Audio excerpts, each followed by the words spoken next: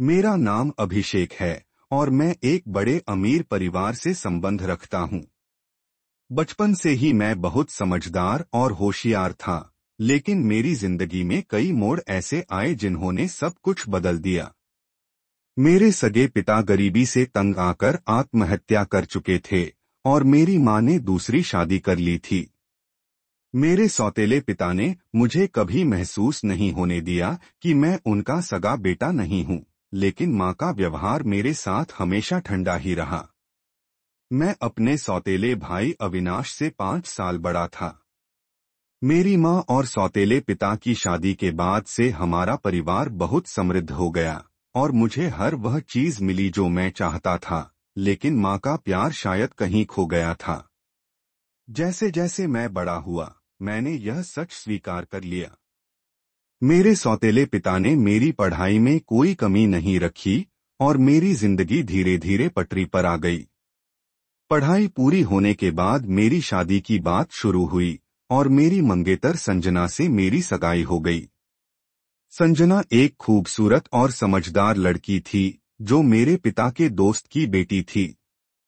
हमारी शादी की तैयारियां चल रही थीं और मैं अपनी जिंदगी को लेकर बहुत उत्साहित था। एक दिन ऑफिस से देर से फ्री होकर मैं संजना से मिलने जा रहा था, लेकिन रास्ते में मेरा एक्सीडेंट हो गया। होश आने पर पता चला कि मैंने अपनी आंखों की रोशनी हमेशा के लिए खो दी है। यह सच मेरे लिए बहुत बड़ा झटका था। मुझे लगा कि अब मेरी जिंदगी खत्म हो गई है और शायद संजना मुझसे शादी करने का फैसला बदल देगी। लेकिन मेरे डर गलत साबित हुए। संजना हर दिन अस्पताल में मुझसे मिलने आती और मेरा हौसला बढ़ाती।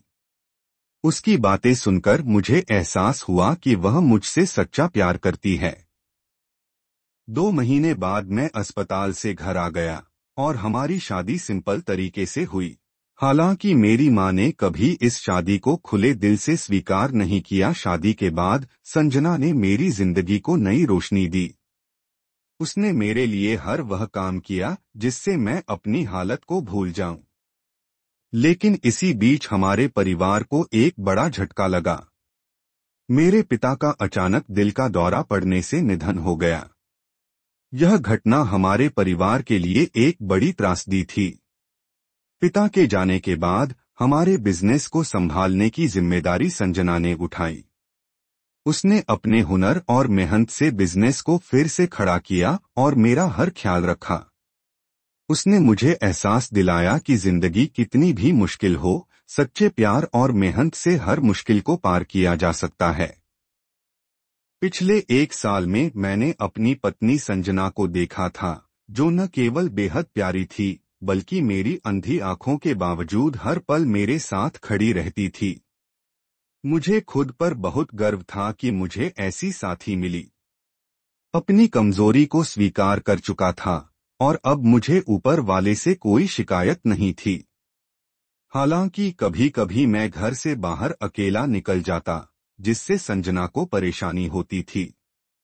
वह हमेशा मुझे डांटती, कभी अकेले बाहर मत जाना, लेकिन मैं फिर भी कभी कभी बाहर चला जाता, क्योंकि घर में अकेले रहकर मुझे बोरियत महसूस होती थी। एक दिन घर से बाहर निकलते ही मैं एक आदमी से टकरा गया।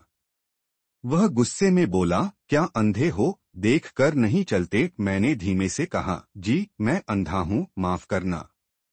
वह आदमी फौरन माफी मांगते हुए वहां से चला गया। मैं वहां खड़ा मुस्कुराया और धीरे धीरे रास्ता खोजते हुए घर की तरफ बढ़ा। दिन के 9 बजे थे और मैंने सोचा था कि पार्क में थोड़ा समय बिताकर ताजगी महसूस करूंगा। करीब 1 घंटे तक वहां बैठकर ठंडी हवा का आनंद लिया और जैसे ही उठने लगा, अचानक एक महिला मुझसे टकराई। लेकिन उसके बाद क्या हुआ, इस बारे में मैं ज्यादा नहीं सोच पाया। घर लौटने के बाद संजना ने मुझे डांटा कि मैं अकेले बाहर क्यों गया। मुझे उसकी आवाज सुनकर बहुत प्यार आ रहा था। वह मेरी इतनी फिक्र करती थी। वह मेरी कमजोरी के बावजूद मुझे और भी ज्यादा प्यार करती थी। उसने मुझे कहा, मैंने कितनी बार कहा है, अकेले बाहर मत जाना। उसने मुझे बहुत प्यार से समझाया, और फिर मुझे अंदर ले गई। 1 साल बाद एक दिन मैं नौकर के साथ पार्क में टहलने गया। संजना ने मुझे सख्ती से कह रखा था कि अगर मैं बाहर जाऊं तो या तो वह साथ जाए या फिर नौकर। गर्मी के दिन थे और जैसे ही मैं चल रहा था, अचानक मेरा पैर लड़खड़ा गया और मैं गिर पड़ा। गिरते वक्त सिर पेड़ के तने से टकराया और मैं वहीं बेहोश हो गया। नौकर मुझे कार में डालकर घर ले आया और संजना को फोन कर दिया। जब संजना आई और मुझे बेहोश देखा तो वह बहुत घबराई। वह मेरे पास बैठी रही और मुझे होश में लाने की कोशिश करती रही। जब मैंने धीरे से आंखें खोलीं तो देखा कि मुझे सब कुछ धुंधला नजर आ रहा था, लेकिन रंग-बिरंगी रोशनी चारों ओर घूम रही थी। मैंने आंखें मलने शुरू की और अचानक महसूस किया कि मेरी रोशनी वापस आ गई है।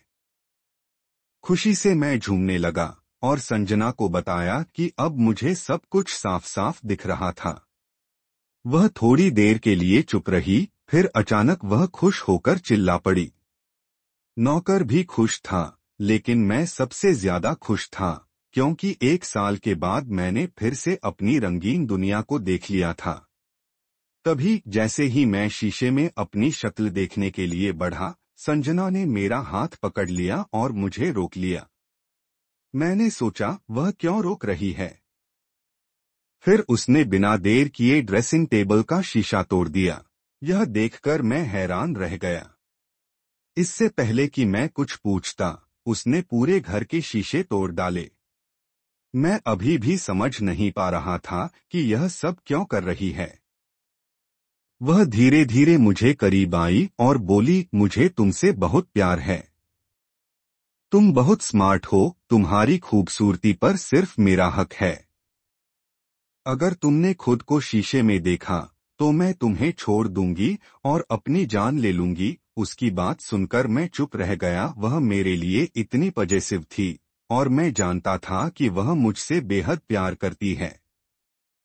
अब मैं कभी भी शीशे में खुद को नहीं देखता था, क्योंकि मैं जानता था कि उसकी यह आदत मुझसे जुड़ी हुई थी और उसकी दीवानगी के कारण मैं खुश भी था।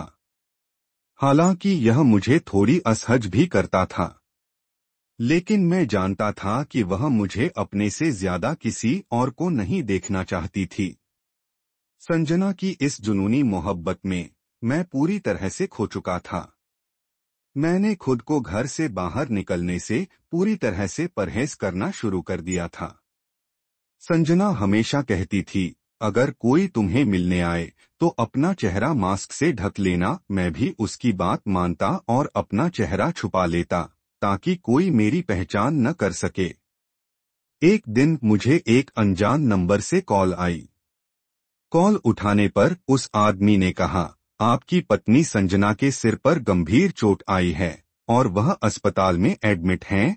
यह सुनकर तो मेरी हालत खराब हो गई। अभी सुबह ही तो वह मुझसे मिलकर घर निकली थी और अब खबर आ रही थी कि उसे चोट लग गई है। यह कैसे हुआ मैं समझ नहीं पा रहा था। बिना किसी सोचे समझे मैं और नौकर अस्पताल के लिए निकल पड़े। अस्पताल घर से पास था, लेकिन मैं जैसे अपने आसपास के माहौल से पूरी तरह बेखबर था। मैं सिर्फ संजना की चिंता कर रहा था। हर कदम के साथ मेरे मन में यही सवाल घूम रहा था कि वह कैसी होगी और उसकी हालत क्या होगी। रास्ते में लोग मुझे घूर रहे थे और अचानक मुझे एहसास हुआ कि मैंने मास्क नहीं पहना था। मैंने अपने चेहरे को छुपाया नहीं था और अब लोग मुझे अजीब नजरों से देख रहे थे। मुझे डर लगने लगा कि अगर संजना को पता चला कि लोग मुझे ऐसे देख रहे हैं तो वह मुझसे दूर हो जाएगी। अस्पताल के गेट तक पहुंचते पहुंचते मैं अपने चेहरे को मास्क से ढकने लगा, लेकिन जब शीशे में अपना चेहरा देखा तो मेरी आत्मा तक कांप उठी।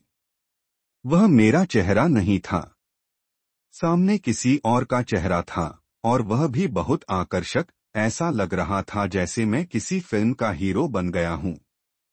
मैंने तेजी से पीछे मुड़कर देखा, लेकिन मेरे पीछे कोई नहीं था। यह सच में मेरा ही चेहरा था जो अब बदल चुका था। धीरे धीरे मैंने अपने चेहरे को छुआ और यकीन करने की कोशिश की कि यह वही चेहरा है जिसे मैं जानता था। यह मेरा चेहरा नहीं था। मेरी चीखें निकल गईं। यह सब क्यों हुआ और कैसे हुआ, मैं कुछ समझ नहीं पा रहा था। मेरे मन में यह सवाल घूम रहा था कि संजना सब जानती है, तभी तो उसने घर के सभी शीशे तोड़ दिए थे ताकि मुझे यह सच्चाई न पता चले। वह क्यों चाहती थी कि मेरा चेहरा किसी के सामने न आए? क्या सच में वह जानती थी कि मेरा चेहरा बदल चुका है? इन सवालों के साथ मैं सीढ़ियों से चढ़ते हुए संजना के कमरे की ओर बढ़ने लगा। अस्पताल में जब मैंने संजना को देखा तो उसकी आंखों में आंसू थे। सर पर मामूली चोट लगी थी और हाथ में पट्टी बंधी हुई थी। उसकी चिंता और दर्द देखकर मेरे अंदर का गुस्सा धीरे धीरे शांत हो गया। मैंने उससे पूछा, तुम कैसी हो? लेकिन संजना ने जवाब देने की बजाय मुझे समझाया कि जब तुम्हारा एक्सीडेंट हुआ था तो यह बहुत खतरनाक था। डॉक्टरों ने कहा था कि तुम्हारी जान बचाना मुश्किल है, लेकिन एक चमत्कार की तरह तुम बच गए। वह बोली, तुम्हारा चेहरा पूरी तरह से खराब हो गया था और तुम अपनी आंखों की रोशनी भी खो चुके थे। फिर संजना ने जो कुछ बताया उससे मेरी सांसें थम सी गईं। उसने कहा, तुम्हारा एक्सीडेंट किसी और ने नहीं बल्कि तुम्हारी अपनी माँ ने करवाया था। यह सुनकर मेरी आंखें फटी की फटी रह गईं। संजना ने बताया कि तुम्हारी माँ ने ही तुम्हारी जान लेने के लिए गुंडों को हायर किया था। वह चाहती थी कि सारा संपत्ति सिर्फ अविनाश को मिले क्योंकि तुम्हें वह हमेशा सौतेला समझती थी। जब यह सब सहन नहीं हुआ तो उसने तुम्हें खत्म करने की साजिश रच दी। भगवान की कृपा से तुम बच गए, लेकिन उसके बाद जो हुआ वह तुम्हारी माँ के सच्चे रूप को दिखा गया। संजना ने मुझे बताया कि तुम्हारी सर्जरी के लिए डॉक्टरों से एक गरीब परिवार के लड़के का चेहरा लिया था और बदले में उन लोगों को करोड़ों रुपए दिए थे। लेकिन क्या तुम जानते हो कि वह चेहरा किसका था? वह उस शहर के सबसे खतरनाक गुंडे का था जो अब मरा हुआ था। मैंने सब कुछ सुनने के बाद अपनी माँ से हर रिश्ता तोड़ दिया और संजना से वादा किया कि हम दोनों कहीं दूर एक नई शुरुआत करेंगे। हमने इंग्लैंड में नई जिंदगी शुरू की। वह और मैं दोनों ने मिलकर एक शानदार करियर और एक नई दुनिया बनाई जहां हम दोनों को शांति और सुख मिला। संजना के सपोर्ट से हमने अपनी खुशहाल जिंदगी की शुरुआत की और मैं अब अपनी पुरानी यादों को पीछे छोड़ चुका था। दोस्तों, उम्मीद करती हूँ आपको हमारी कहानी पसंद आई होगी। कहानी पसंद आई है तो वीडियो को लाइक करें, चैनल पर नए हैं तो चैनल को सब्सक्राइब करें और हाँ, नोटिफिकेशन बेल को जरूर दबाएं ताकि अगली अपडेट सबसे पहले आपको मिले।